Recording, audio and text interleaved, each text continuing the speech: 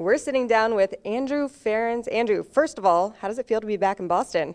A day with the Cup in Boston, it's a pretty easy pull on my heartstrings. I mean, two things I love a lot.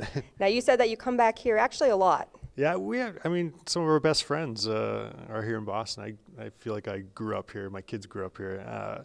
So we have old friends who come back. Any excuse possible to make it back to the city, I'm here. Okay, we'll get to this cup eventually, but first I wanted to talk about your new role with the league. Now, you're a 16-year NHL vet, but now you're taking on something a little different. Can you tell us about that?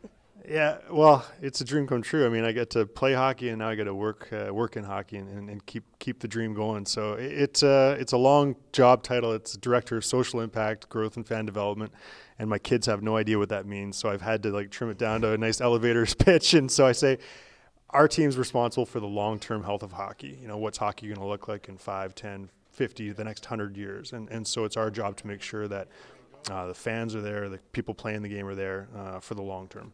Okay, that's a big thing to tackle. What's one main thing that you're hoping to achieve with that? Well, my passion, I have 2 daughters and a lot of friends and actually some of the women's players that I trained with in the summertime. So really solid support of girls youth hockey, grassroots hockey.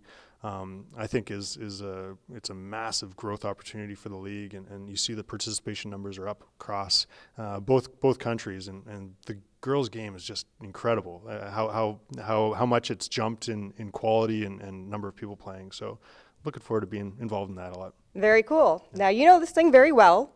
You won the Stanley Cup with the Bruins in 2011. Can you talk about some of your favorite memories with that team? It was a great year. We had just such a close group of guys. Like it was, we had all bought into a belief that we wanted to make Boston proud of the Bruins, and that goes back, a few years. That core of that team, when Claude Julien came in, Zdeno came in.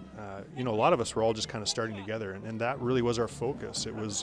We all knew that if we did things the right way, we might eventually get a shot at winning the Cup. But really, our main goal was just to see more Bruins hats, more Bruins jerseys, kicking around the city. Because when we first came in, nobody was, I don't think, proud to wear their Bruins stuff. And so that was our big kind of rallying point. And it took years to build up to this. But when you finally do it after years of setting that goal, it was a pretty incredible feeling.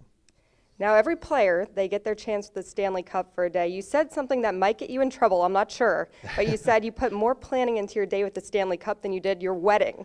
Yeah, well, there's no trouble because my wife knows. I think our wedding was done on Post-it notes, and I think the Cup day was Excel spreadsheets.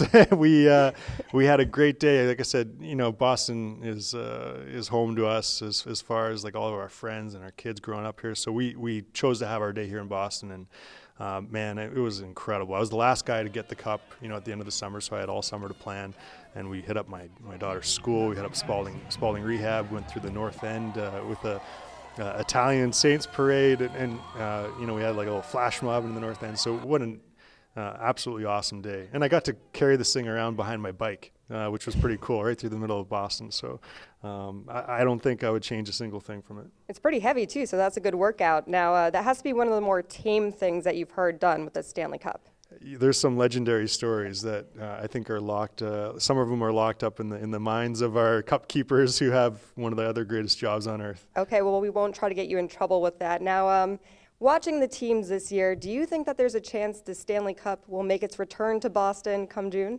Well, of course there's a chance. Look at they're playing incredible, and they still have that belief, right? Like you still have that core leadership group of guys in Chara and Bergeron, and now Marchand's all of a sudden old. I don't know how that happened, but he grew up in that environment of having such pride for where you play, and I think that's that hidden edge that I think the Bruins team has. Is they're really proud to play for the Bees, and that's the whole organization has a belief in that they really are playing for the city, that they want people to be proud of their style and who they are, and I think that you can see it. You go to watch a game and you can see that it's more than just going out there and playing a game.